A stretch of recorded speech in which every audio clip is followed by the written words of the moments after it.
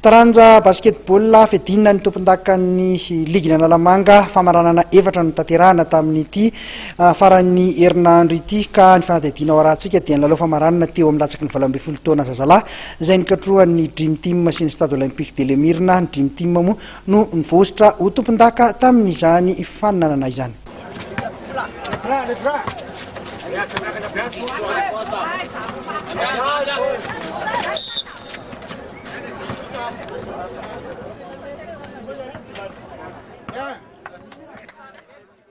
Lalao famaranana efatra no nitanterahana tetsy amin'ny kianja ivelan'ny Mahamasina amin'ny fedinan'ny tompondakan'ny ligina Analamanga eo amin'ny taranja basketball eo amin'ny sokajy latsaky ny 17 taona lasy vavy ary latsaky ny 12 taona lasy vavy.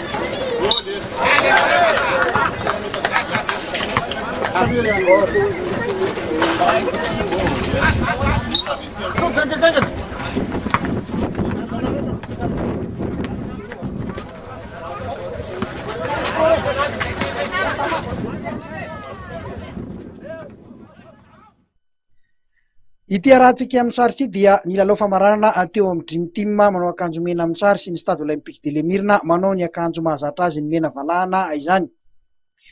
Resin'ny Dream Team tamin'ny isa 5-5 ny mena valahana tamin'ny ity lalao famaranana ity ho an'ny sokajy zazalahy latsaky ny 12 taona.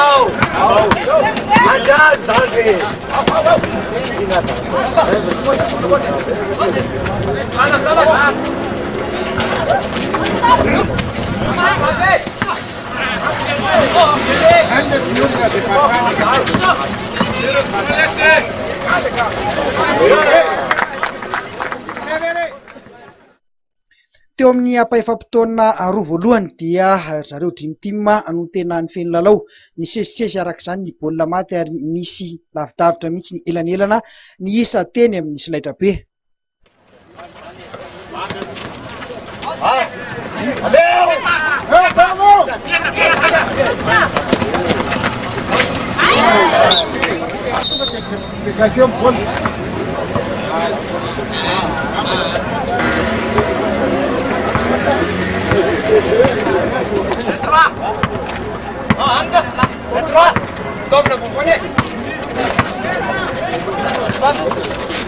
Midika teo amin'ny apaefam-potoana fahatelo izay voaohatra ny taitra tamin'ny torimaso ny Stade Olympique de Lemirna nanova tetikady nentina nandravana ny vodilaharan'ny Dream Team ka dia manenjika anisa ary maromaro ihany koa ny baolina tafiditra raha efa somary niaro tena fotsiny sisa ry zareo avy eo amin'ny Dream Team niaro ny elan'elan'isa efa azony.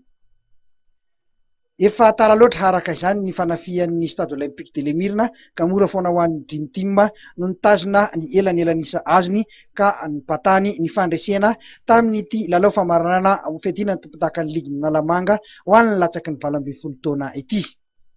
Toy izao kosa ireo vokatra hafa latsaky ny 14 taona zazavavy voaositra ho tompondakan'ny ligina Analamanga ny JCSA rehefa nandresin'ny Lucadro tamin'ny isa 7-30 no 1-30.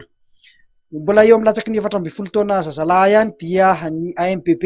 voaositra tompondakan'ny ligina Analamanga rehefa nandresin'ny Dream Team tamin'ny isa 7-70 ny 5-70 ary teo amin'ny sokajy zazavavy latsaky ny 12 taona dia ny Fandrefy Alina tompondakan'ny ligina Analamanga rehefa nandresin'ny MPTOL tamin'ny isa 4-70 no 4-30.